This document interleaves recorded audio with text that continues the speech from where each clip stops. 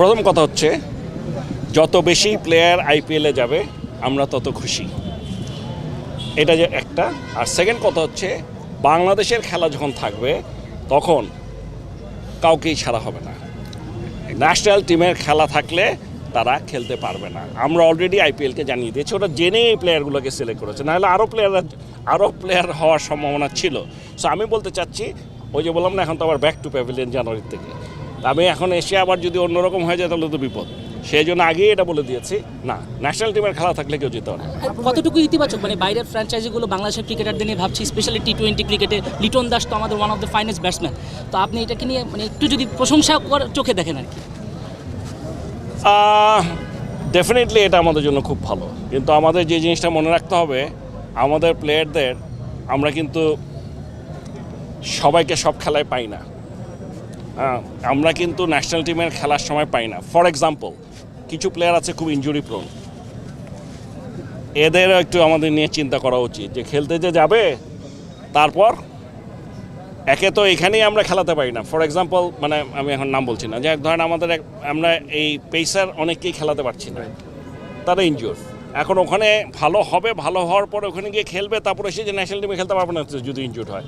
So এই জিনিসগুলো আমাদের মাথায় রাখতে হবে যে ওদের উপর এমনিই খেলার যে প্রেশার, তারপর ন্যাশনাল টিমের জন্য তারা কন্ট্রিবিউট করতে পারবে কিনা সেটাও চিন্তার বিষয়। কাজে আমি বলছি যে এটা অত্যন্ত ভালো দিক, তবে একটু বুঝে শুনে যাওয়া উচিত। যেগুলো ফ্র্যাঞ্চাইজি থাকবে সবগুলোতে যেতে হবে এমন কোনো কথা নেই। IPL definitely is the best, এখানে যাওয়াতে আমার কোনো সমস্যা নেই। লাস্ট কোয়েশ্চেন, আপনি একটু আগে বলছিলেন যে টি-20তে আসলে আপনাদের কিছু ডিসিশনের কারণে পুরো দলের মেন্টালিটি চেঞ্জ হয়েছে। আমি শুরুর প্রশ্নটাও ঠিক ওভাবেই করেছিলাম যে আসলে আমরা 15 বছর পর মূল পর্বে 2টা ম্যাচ জিতেছি, এটা কিন্তু বড় অ্যাচিভমেন্ট পাবন ভাই, কারণ বাংলাদেশের বাইরে গিয়ে আমরা জিতেছি, এই ব্যাপারটা তো আসলে কাউন্ট করতে হবে। সো একইভাবে টেস্টের ক্ষেত্রে যদি দেখি পাপন ভাই, আমরা মিরপুরে আমাদের যে হোম সয়েল, আমাদের যে উইকেট, যে যাই বলুক না কেন, এটাকে কাজে লাগিয়ে সবাই এটা কাজে লাগায়। অস্ট্রেলিয়া ইংল্যান্ডকে আমরা হারিয়েছিলাম, পিএম আপনার প্রেসিডেন্টস বক্সে গিয়েও আসলে পতাকা উড়িয়েছিল। গত 35 মাসে মিরপুরে আমরা কোনো ম্যাচ জিততে পারিনি। টেস্টেও কি এরকম একটা পরিবর্তনের আপনি উপযোগিতা, প্রয়োজনীয়তা অনুভব করেন কিনা, যেটা টি-20তে আপনি এনেছেন এবং যেটা ফল আমরা পেয়েছি? প্রশ্নটা অনেক কঠিন আসলে, আপনি সহজ করে বলুন, আপনার কাছে অ্যানসার আছে? আমি জিনিসটা এখনো বুঝি নাই ঠিক মতো প্রশ্নটা, এটা হলো সত্যি কথা। আমি এখন টি-20তে যে চেঞ্জ এনেছেন পাবন ভাই, সেই আমি তো টি-20 বললাম আমরা একটা প্ল্যান করেছি, প্ল্যানটা এবার ইমপ্লিমেন্ট সাকসেসফুল করব। হয়েছে। আমি বলি একটা কথা, আমাদের মানে আমরা মিরপুরে জিতে নেই মানেটা কি? মানে মিরপুরে পাবন ভাই আমরা 35 মাস কোনো উইন পাইনি। 35 মাসে কয়টা কি উইন পাইনি? কিসে? টেস্টে কয়টা টেস্ট খেলেছি? 6টা। এর আগে কি পেতাম? এর আগের হচ্ছে লাস্ট 6 মানে টেস্টে আসলে 4টা জিতেছি। এটা এখন একটু আমার একটু দেখতে হবে কার সাথে খেলা ছিল কি, এটা না দেখে বলাটা কঠিন। আমি কিন্তু একটা জিনিসই জানি যে এই লাস্ট 2-3 বছরে আমরা বাইরে ভালো করেছি। এটার পিছনে একটা ডেফিনেটলি কারণই হচ্ছে যে আমাদের কোচিং স্টাফ এবং ম্যানেজমেন্টের একটা ইচ্ছা ছিল যে বাইরের ওই বাউন্সি কন্ডিশনে খেলা। একটা কথা সবাই সবসময় বলে, মানে অনেকেই বলে দেখি যে স্লো।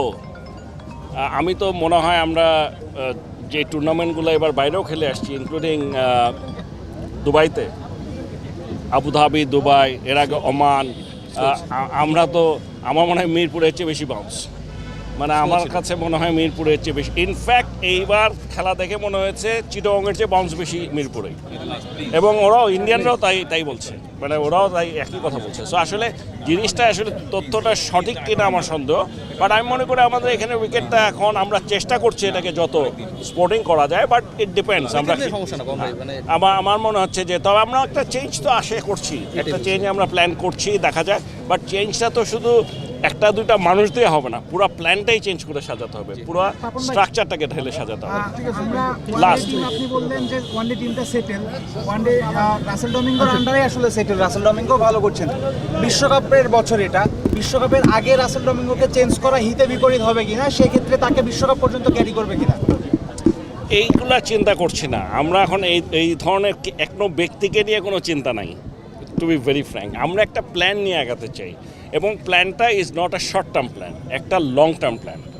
আমরা একটা 3-4 বছরের প্ল্যান নিয়ে আগাচ্ছি, এবং এটার জন্য যা যা করা দরকার, যদি এটার মধ্যে চেঞ্জ দরকার চেঞ্জ আসবে, এইটার মধ্যে যা যা সাদা বল আলাদা আলাদা প্ল্যানে আইডিয়ালি এটা হয় বাট আমরা এখন এটা নিয়ে ওদের সাথে কথা বলছি, যাদের সাথে কথা বলছি যে এই লাল বল সাদা বল হবে নাকি, তাহলে দেখা যাবে মানে একজনের কাজ আবার অনেক কমে যাচ্ছে, ঠিক আছে, একজনের ট্রাভেলও অনেক কম।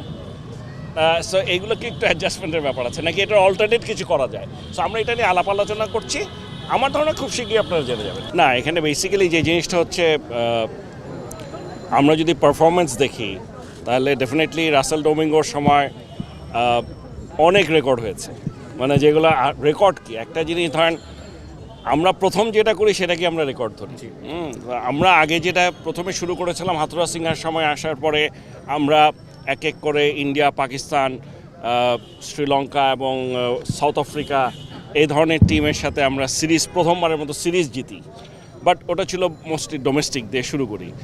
কিন্তু এই রাসেল ডোমিঙ্গোর সময় কিন্তু আমরা দেশের বাইরে গিয়ে জেতা শুরু করলাম। আমরা যদি দেখি আমরা ওয়েস্ট ইন্ডিজে গিয়ে জিতলাম, আমরা সাউথ আফ্রিকায় গিয়ে সিরিজ জিতলাম, আমরা নিউজিল্যান্ডে গিয়ে একটা টেস্ট জিতলাম, আমরা এমনকি জিম্বাবুয়ে গিয়ে সিরিজ জিতলাম। সো আমরা বলছি যে ওর সময় বাইরের জেতাটা সবচেয়ে বেশি হলো ওর সময়, সাথে সাথে দেশে তো আছেই নিউজিল্যান্ড এবং অস্ট্রেলিয়ার সাথে জেতা। ব্যাপারটা হচ্ছে যে এখন যেই পরিমাণ খেলা, এটা কোনো দিনই কোনোভাবেই আমরা একটা জিনিস বুঝতে পারছি যে কোনো একটা কোচের পক্ষে এই 3 ফরম্যাট চালানো সম্ভব না। এইটা হলো একটা জিনিস। সো ডেফিনেটলি আমাদের কোচ আরও লাগবে, এবং তার চেয়েও বড় কথা হচ্ছে যে শুধু একজন কোচ দিয়েও হচ্ছে না, এখন আমরা চিন্তা করছি যে আরও একজন লোক লাগবে হয়তো। সো এই আসলে একটা প্ল্যানের মধ্যে আছি, এখন সব বলতে চাচ্ছি না। সো আমরা একটা প্ল্যানের মধ্যে আছি, but so far performance is concern Russell ডোমিঙ্গোর পারফরমেন্স আমি মনে করি খুবই ভালো, কারণ এই কারণে যে দেশের বাইরেও আমরা জিতা শুরু করেছি, এটা আমার কাছে মনে হয় একটা বিরাট পাওয়া, মানে অন্যরকম কন্ডিশনে যেটা নাকি আমরা আগে কখনো করিনি। আমরা একটু আভাস দেওয়া যায় যে আপনারা আসলে কী ধরনের পরিবর্তন নিয়ে পরিকল্পনা করছেন বা ভাবছেন? না, এখন যেই পরিমাণ খেলা বললাম তো কোনো কোচের পক্ষে আসলে আমি আপনাদেরকে বলি যে জিনিসটা হচ্ছে যে আমরা যেই পরিমাণ খেলা কোচরা এখন যেটা করছে সেটা হচ্ছে তারা ওই খেলার সময় গিয়ে যোগ দিচ্ছে টিমের সাথে, কিন্তু প্লেয়ারদের ডেভেলপমেন্টে কিন্তু সময় দিতে পারছে না, প্লেয়াররাও সময় দিতে পারছে না। কিন্তু ধরেন একটা ছেলেকে আমরা দেখছি যে সে একটা জায়গায় ফেল করছে, তো তখন তাকে যে ডেভেলপমেন্ট ওয়ার্কটা করবে সেই জায়গায় কিন্তু কোচকে পাওয়া যাচ্ছে না, যেটা নাকি আগে পেতাম। কিন্তু এখন এত খেলা যে তাদের পক্ষে করা সম্ভব না। সো এইগুলোর মধ্যে একটা সিমেট্রি আনা দরকার, নাম্বার 1। নাম্বার 2, কোচিংয়ের মধ্যে একটা সিমেট্রি আনা দরকার, এবং আমাদের এইচপি থেকে শেখাচ্ছে যে ধরনের কোচিং দেওয়া হচ্ছে, বাংলা টাইগারে এক ধরনের কোচিং দেওয়া হচ্ছে, because coaching staff is different, এবং আমাদের ন্যাশনাল টিমে দেওয়া হচ্ছে। সো এদের মধ্যে একটা সিমেট্রি দরকার। এই সমস্ত নিয়ে একটা মেগা পরিকল্পনা আমরা করছি, মানে করছি না, আমরা করে ফেলেছি। এটা এখন এক এক করে আমরা ইমপ্লিমেন্ট করব। সেটা কি ইংল্যান্ড সিরিজে তো মনে হয় এই পরিবর্তনটা আসছে, এরকম কিছু শুনছি আমরা। ইংল্যান্ড সিরিজ থেকেও হতে পারে, আগেও হতে পারে, মানে আমরা সিদ্ধান্তটা আগে জানিয়ে দেবো। রাসেল ডোমিঙ্গো থাকা না থাকা নিয়ে একটা গুঞ্জন আছে, এটা কতটুকু কোন পর্যায়ে? আমরা এখন যেই ফরম্যাটে চলছি সেই ফরম্যাটে আসলে কেউ থাকতে সহজে যাবে না। এই সারা বছর ধরে ঘোরা এটা সম্ভব হবে না, এবং আবার ডেভেলপমেন্ট করা, আমরা বলছি না আমাদের এখানে কাজ করতে হবে। সো এই দুইটা যখন চাচ্ছি, এটা যে কারোর জন্যই কঠিন, it's going to B challenging. সেক্ষেত্রে কি রাসেল ডোমিঙ্গো এই মাসের পরে থাকবে? এই ডিসিশনটা এখন আপনাদেরকে বলছি না আমরা, তবে একটা জিনিস আপনাদেরকে বলি, রাসেল ডোমিঙ্গোর পাল্লা কিন্তু অনেক ভারী, মানে আপনারা যে যত কথাই বলেন না করো, ওর পাল্লাটা অনেক ভারী এখনও, সোফার আমাদের অ্যাচিভমেন্ট ইজ কনসার্ন। আমরা শ্রীরাম কি ব্যাক করবে কোনো ফরম্যাটে? ও তো টি-20তে এখন পর্যন্ত কনসালটেন্ট হিসেবে আমরা নিয়েছিলাম, বাট এটা ছিল ওয়ার্ল্ড কাপ পর্যন্ত। এখন আমরা ফার্দার যখন নেক্সট স্টেপের কথা চিন্তা ভাবনা করছি, সেখানে সে এক জায়গায় অন্তর্ভুক্ত হতেই পারে। আমাদের অলরেডি 4-5 জনের শর্টলিস্ট করা আছে, মোটামুটি ফাইনাল। এখন হচ্ছে খালি ফাইনাল কাজটা বাকি আছে, ওটা আমার ধারণা আমরা কিছুদিনের মধ্যে আপনাদেরকে জানাতে পারবো।